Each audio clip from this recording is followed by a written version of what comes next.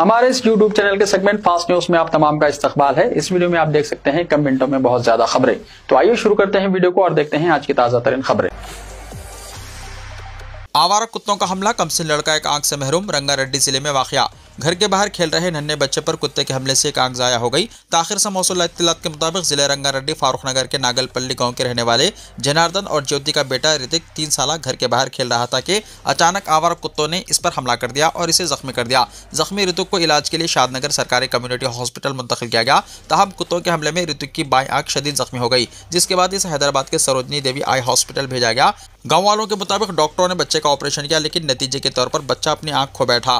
गांव वाले इल्जाम लगा रहे हैं कि शादनगर म्युनिसिपालिटी की हुदूद में मौजूद कुत्ते पकड़कर अपने गांव में छोड़ दिए गए हैं, जिसकी वजह से ये मसला पैदा हुआ। गांव वालों का मुतालबा है कि हुक्काम फौरी तौर पर ऋतुक के खानदान की मदद करें, आवारा कुत्तों को कंट्रोल करें और गांव वालों को तहफ़्फ़ुज़ फराहम करें।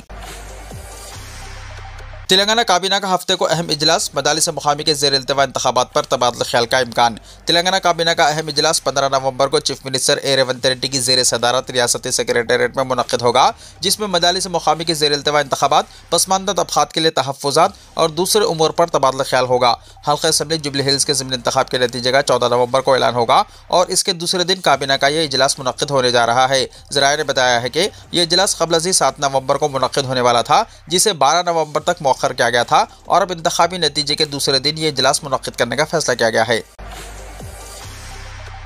असदुद्दीन ओवैसी जम्मू एंड कश्मीर रीऑर्गेनाइजेशन तरमीमी बिल 2025 पर पार्लिमानी कमेटी के रुकन नामजद। कुल हिंद मजलिस इत्तेहादुल मुस्लिमीन के सदर व रुकन पार्लियामेंट हैदराबाद बैरिस्टर असदुद्दीन ओवैसी को जम्मू एंड कश्मीर रीऑर्गेनाइजेशन तरमीमी बिल 2025 और यूनियन टेरिटरीज तरमीमी बिल 2025 पर कायम मुश्तरका पार्लिमानी कमेटी का रुकन नामजद किया गया है। इस कमेटी की सदारत लोकसभा के रुकन अपराजिता सुरंगी कर रही हैं। ये दोनों बिल उस वसी कानून साजी पैकेज का हिस्सा हैं जो आइन की 130वीं तरमीमी बिल 2025 के साथ पेश किया गया है। इस तरमीम का मकसद उन अवामी नुमाइंदों से मुताल्लिक़ कानूनी वजाहत फराहम करना है जो संगीन फौजदारी मुकदमात में हिरासत के दौरान अपने ओहदे बरकरार रखते हैं। यूपीएससी मेन एग्जाम्स इंटरव्यू के लिए तेलंगाना के 43 उम्मीदवार मुंतखब। यूनियन पब्लिक सर्विस कमीशन की जानिब से सिविल सर्विसेज के मुनक्किदा मेन एग्जाम्स के नतायज आज जारी किए गए। मुल्क भर में एग्जाम्स 22 अगस्त से 31 अगस्त के दरमियान मुनक्किद हुए थे। कमीशन के मुताबिक 2736 उम्मीदवारों को इंटरव्यू मरहले के लिए मुंतखब किया गया है, जिनकी तफसीलात यूपीएससी की वेबसाइट पर दस्तियाब है। काबिल ज़िक्र बात यह है कि इस मरतबा के नतायज में तेलंगाना के उम्मीदवारों ने शानदार मुजाहरा किया है। हुकूमत के मुताबिक इंटरव्यू के लिए मुंतखब उम्मीदवारों में 43 उम्मीदवार तेलंगाना से ताल्लुक़ रखते हैं। अहम बात यह है कि ये तमाम उम्मीदवार राज्य सिविल अभय हस्तम स्कीम के तहत सरकारी रहनुमाई और इमदाद हासिल करने वाले हैं, जिससे रियासती हुकूमत की इस स्कीम की कामयाबी भी जाहिर होती है। वज़ीर कोंडा सुरेखा ने अदाकार नागार्जुना और उनके खानदान से माफ़ी मांगी। तेलंगाना की खातून वज़ीर कोंडा सुरेखा ने तेलुगु फिल्मों के मारूफ अदाकार नागार्जुना और उनके खानदान से माफ़ी मांग ली। उन्होंने अदाकार के खानदान के बारे में किए गए काबिल एतराज़ तबसरे पर वजाहत पेश की। कोंडा सुरेखा ने सोशल मीडिया पर बयान दिया कि इनके तबसरे का मकसद किसी को तकलीफ पहुँचाना या नागार्जुना के खानदान की इज्जत को नुकसान पहुँचाना नहीं था। सुरेखा ने कहा कि नागार्जुना और उनके खानदान को तकलीफ देने के लिए मैंने ये बात नहीं की। अगर मेरी किसी बात में गलत फहमी हुई हो तो इस पर मुझे अफसोस है। मैं अपने बयानात वापस ले रही हूँ। हैदराबाद में ट्रैफिक और ट्रांसपोर्ट निज़ाम को मज़ीद मौसर बनाने के लिए मनसूबाबंदी। रियासती हुकूमत दारुल हुकूमत हैदराबाद में ट्रैफिक और ट्रांसपोर्ट निज़ाम को मज़ीद मौसर बनाने के लिए जामे मनसूबाबंदी कर रही है। इत्तलात के मुताबिक IIT कॉरिडोर्स में लास्ट माइल कनेक्टिविटी बेहतर बनाने के लिए मोनोरेल और स्काई वॉक्स के मनसूबे तैयार किए जा रहे हैं। ज़राए के मुताबिक हुकूमत IIT कॉरिडोर्स में मोनोरेल के साथ मरबूत स्काई वॉक्स तामीर करने पर गौर कर रही है, ताकि ट्रैफिक का बोझ कम हो और आम शहरियों को सहूलत मिले। ताहम इन स्काई वॉक्स के क़याम के लिए कमर्शियल इमारतों के मालिकान की इजाज़त लाजमी होगी, जिसका ओहदेदार जायजा ले रहे हैं। इत्तलात के मुताबिक स्काई वॉक्स को CSR फंड्स के जरिए और मोनोरेल को पब्लिक प्राइवेट पार्टनरशिप मॉडल के तहत तामीर करने का मंसूबा है। ओहदेदारों का कहना है कि चीफ मिनिस्टर रेवंत रेड्डी की जानिब से इस मंसूबे को जल्द ही मंजूरी मिलने का इम्कान है। असिस्टेंट प्रोफेसर और लेक्चरर के ओहदों पर तकर्रुर के लिए एग्जाम अहलियत। तेलंगाना स्टेट एलिजिबिलिटी टेस्ट यानी TG-सेट 2025 का 10, 11 और 12 दिसंबर को इनकाद अमल में आएगा, ताकि इस बात का तयन किया जा सके कि असिस्टेंट प्रोफेसर और लेक्चरर की जायदादों के लिए कौन अहल है।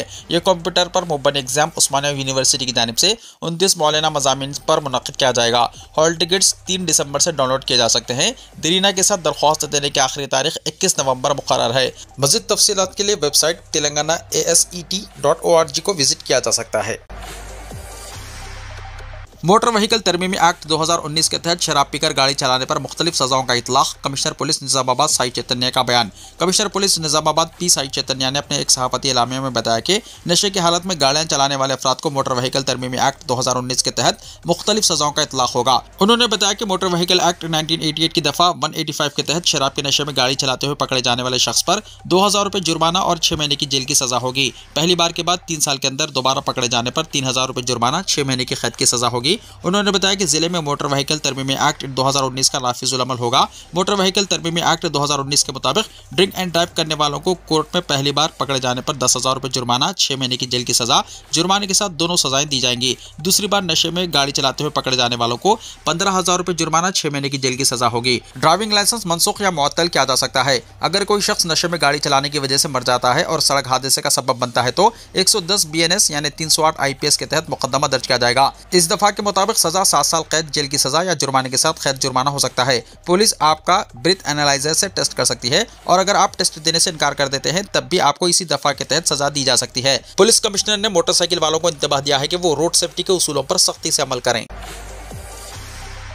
चंचलगुड़ा जेल में 2 रॉडी शीटर्स में तसादुम, एक कैदी जख्मी, जेल हुकाम हाई अलर्ट। हैदराबाद की चंचलगुड़ा जेल में मंगल के रोज शदीद कशीदगी पैदा हो गई। इत्तलात के मुताबिक 2 रॉडी शीटरों के दरमियान झड़प अचानक पुरतशद्दुद रुख इख्तियार कर गया, जिसके बाद जेल के अंदर और बाहर हाई अलर्ट नाफिज कर दिया गया। जराये के मुताबिक दस्तगीर नामी कैदी ने रॉडी शीटर जाबरी पर हमला किया, जिसके नतीजे में जाबरी शदीद जख्मी हो गया। पुलिस ने जख्मी कैदी को फौरी तौर पर मुंतकिल किया। झड़प के दौरान मुलाकात रूम के शीशे टूट गए। बताया जाता है कि दोनों कैदियों के दरमियान पुरानी दुश्मनी थी। इसी रंजिश की वजह से आज हमला किया गया। जाबरी इस वक्त एक मुकदमे में रिमांड कैदी के तौर पर चंचलगुड़ा जेल में कैद है।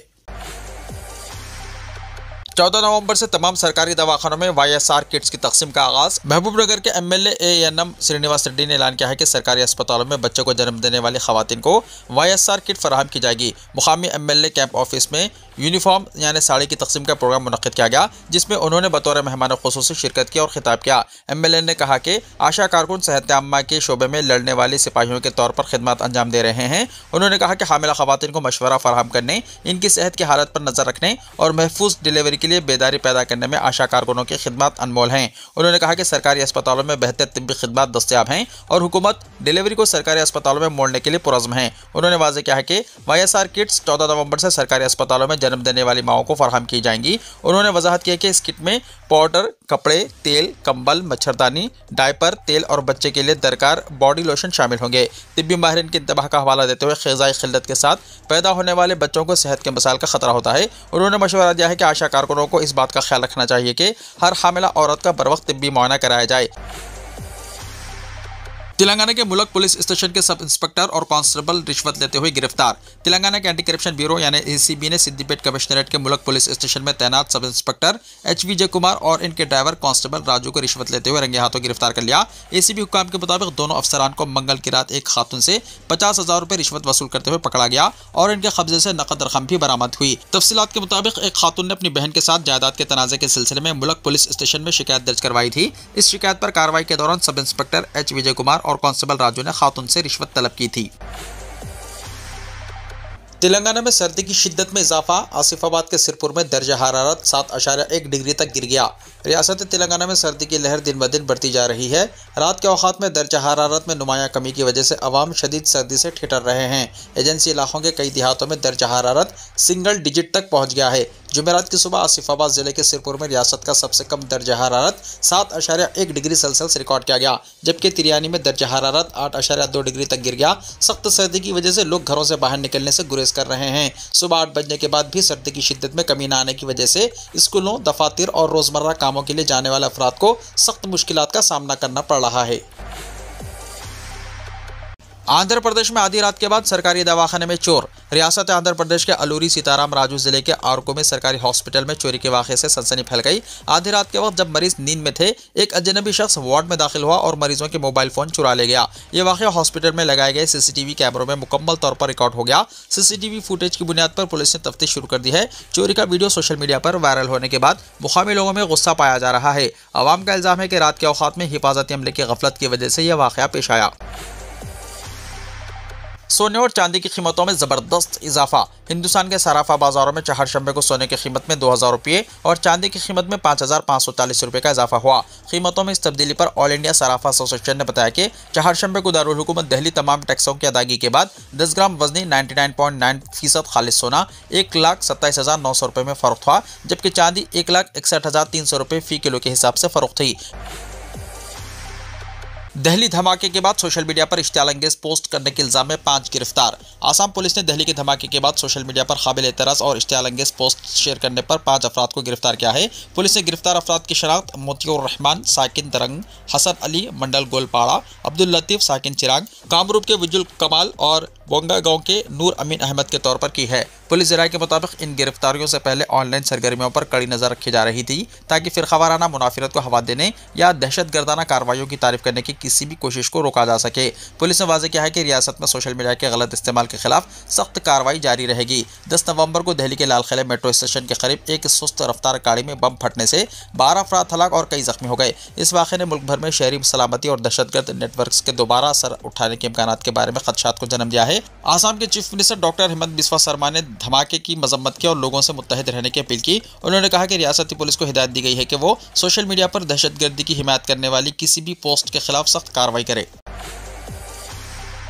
गोविंदा हॉस्पिटल से डिस्चार्ज, गश खाकर गिर पड़े थे, बेहोशी की हालत में हॉस्पिटल लाया गया था।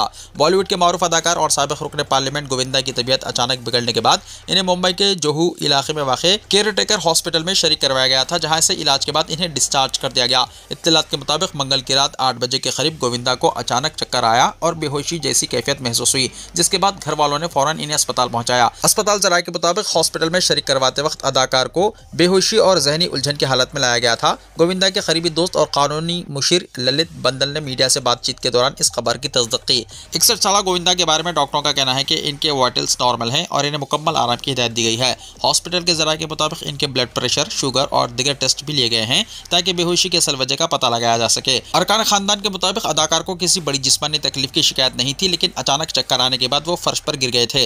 ये पहला मौका नहीं है जब अदाकार को सेहत से मुताल्लिक दुश्वारी पेश आई हो। तकरीबन 1 साल पहले गोविंदा अपने ही घर में एक हादसे का शिकार हुए थे, जब वो अपनी लाइसेंस याफ्ता पिस्तौल साफ कर रहे थे। इस दौरान गलती से गोली चल गई, जो इनके बाएं घुटने में लगी। इस वाक़े में वो जख्मी हुए थे और इनकी फौरी सर्जरी की गई थी। बाद अज़ा वो मुकम्मल तौर पर सेहतयाब हो गए थे। गोविंदा की बेटी टीना आहूजा ने इस वाक़े के वक्त बताया था कि उन्होंने अपने वालिद को खुद अस्पताल पहुंचाया था और ऑपरेशन के दौरान उनके घुटने से गोली निकाली गई थी। इस हादसे के बाद सोशल मीडिया पर इनके मद्दाहों ने उनकी जल्द सेहतयाबी के लिए बड़ी तादाद में दुआएं की थी। धर्मेंद्र हॉस्पिटल से डिस्चार्ज। बॉलीवुड के सीनियर अदाकार धर्मेंद्र को मुंबई के ब्रिज कैंडी हॉस्पिटल से कल सुबह डिस्चार्ज कर दिया गया, जहां वो गुज़िश्ता चंद दिनों से ज़ेर इलाज थे। 89 साल लेजेंडरी अदाकार अब अपने घर पर डॉक्टरों की निगरानी में इलाज जारी रखेंगे। इनके मुआलिज डॉक्टर प्रीत समदानी ने बताया कि घर पर निगहदाश्त का फैसला धर्मेंद्र के अहल खाना ने मेडिकल टीम से मुशावरत के बाद किया है। अदाकार की बेटी ईशा देओल ने तस्दीक के धर्मेंद्र की सेहत में मुसलसल बेहतरी आ रही है और वो मुस्तहकम है। उन्होंने मद्दाहों की नेक तमन्नाओं और दुआओं का शुक्रिया अदा किया और ख़ानदान की राजदारी का एहतराम करने की अपील की। अदाकारा और रुकन पार्लियामेंट हेमा मालिनी ने धर्मेंद्र की हालत से मुताल्लिक फैलने वाली अफवाहों को गलत करार देते हुए कहा कि अदाकार की सेहत के बारे में गैर मुसद्दिक़ा खबरें फैलाना गैर जिम्मेदाराना अमल है। सनी देओल की टीम की जानिब से जारी करदा बयान में कहा गया है कि धर्मेंद्र साहब इलाज पर मुस्बित रद्दअमल दे रहे हैं और इनकी हालत में नुमाया बेहतरी देखी जा रही है। बयान में खैरख्वाहों का शुक्रिया अदा करते हुए इनकी मुकम्मल सेहतयाबी के लिए दुआओं की दरख्वास्त की गई है। काबिल ज़िक्र है कि धर्मेंद्र को 10 नवंबर को सांस लेने में दुश्वारी की वजह से अस्पताल में दाखिल कराया गया था। इनकी अदालत के दौरान सलमान खान, शाहरुख खान, अपने बेटे आर्यन के साथ गोविंदा और अमीषा पटेल ने अस्पताल पहुंचकर खैरियत दरियाफ्त की। अदाकार की घर वापसी की खबर से मद्दाहों और फिल्मी हलकों में इत्मीनान की लहर दौड़ गई है। सोशल मीडिया पर नेक तमन्नाओं और मोहब्बत भरे पैगामात का सिलसिला बदस्तूर जारी है। दुनिया भर में टीबी के केसेस में इजाफा। गुज़िश्ता साल दुनिया भर में तिब्बत यानी टीबी के केसों में रिकॉर्ड सतह तक इजाफा हुआ है। इस बात का इंकशाफ आलमी इदारे सेहत यानी WHO ने किया है। इदारे के मुताबिक साल 2024 में 83 लाख नए मरीजों में टीबी की तशख़ीस हुई, जो पिछले साल के मुकाबले में ज़्यादा है। तहम अमवात की तादाद में कमी रिकॉर्ड की गई है। ये बात सबको मालूम है कि कोरोना वबा के दौरान टीबी की तशख़ीस और इलाज में रुकावटें पेश आई थी। आलमी इदारे सेहत ने बताया कि बाद के अरसे में स्क्रीनिंग और इलाज में बेहतरी आई है, जिसकी अक्कासी हालिया एदाद शुमार से होती है। दुनिया भर में साल 2023 में टीबी से होने वाली अमवात की तादाद 12.5 5 लाख थी, जो गुज़िश्ता साल घटकर 12.3 लाख रह गई। WHO के मुताबिक अमेरिका में भी पिछले साल टीबी के केसों में इजाफा देखा गया, जो गुज़िश्ता एक दहाई में सबसे ज्यादा है। अंदाजों के मुताबिक अमेरिका में टीबी के ज्यादातर केसेस गैर मुल्की नजत अफराद में पाए गए हैं। दुनिया की चौथाई आबादी में टीबी के जरासीम पाए जाते हैं, लेकिन सिर्फ कुछ लोगों में इसके अलामत जाहिर होते हैं। अगर बर वक्त इलाज ना किया जाए तो ये बीमारी जानलेवा साबित हो सकती है। तिब्बत दुनिया भर में अमवात की सबसे बड़ी वजूहात में से एक है। आलमी इदारे सेहत हर साल इस मर्ज से मुताल्लिक अपनी रिपोर्ट जारी करता है और ताज़ा रिपोर्ट 184 ममालिक से मौसूला इदाद-ओ-शुमार की बुनियाद पर जारी की गई है। फिलिपाइन में समुद्री तूफान से हलाकतों की तादाद 259। फिलिपाइन में 2 हालिया ताकतवर तूफानों से मरने वालों की तादाद 259 हो गई है। लाखों अफराद बेघर हो गए हैं। हुक्काम ने चहारशंबे को इत्तला दी। National disaster risk reduction and management council यानी NDRRMC ने आज कहा कि इतवार को आने वाले ताकतवर टाइफून फिंग में कम अज कम 27 अफराद हलाक हुए, जबकि 2 दिगर लापता हैं। तूफान शुमाली वस्ता लोजोन के इलाके को अबूर करते हुए नुमाया तौर पर कमजोर हो गया। एक अलहदा रिपोर्ट में कहा गया है कि 4 नवंबर को आने वाले समुद्री तूफान कालिमिगाई ने वस्ता फिलिपाइन में शदीद सैलाब और लैंड स्लाइडिंग का बाइस बना। इस आफत में 232 अफराद हलाक, 112 लापता और 500 से ज्यादा जख्मी हुए। तूफान की वजह से होने वाली ज्यादातर अमवात सूबे सीबू में रिकॉर्ड की गई। काबिल जिक्र है कि इसी सूबे में 30 सितंबर को 6.9 शिद्दत का जल्जला आया था, जिससे वो अभी तक नहीं निकल सका। एजेंसी के मुताबिक दोनों तूफानों ने लाखों बाशिंदों को बेघर कर दिया और घरों, खेतीबाड़ी और अहम बुनियादी ढांचे बशमूल सड़कों और पुलों को बड़े पैमाने पर तबाही का बाइस बना। फोइंग विंग इस साल फिलिपाइन से टकराने वाला 21वां गर्दाबी तूफान था, जबकि मुल्क से टकराने वाले तूफानों की सालाना औसत 20 है। वीडियो को लाइक शेयर कीजिए और हमारे इस YouTube चैनल को सब्सक्राइब करते हुए इसके बेल आइकॉन को प्रेस कर लीजिए, ताकि ऐसी ही ताजा तरीन खबरों का नोटिफिकेशन सबसे पहले आपको मिलता रहे।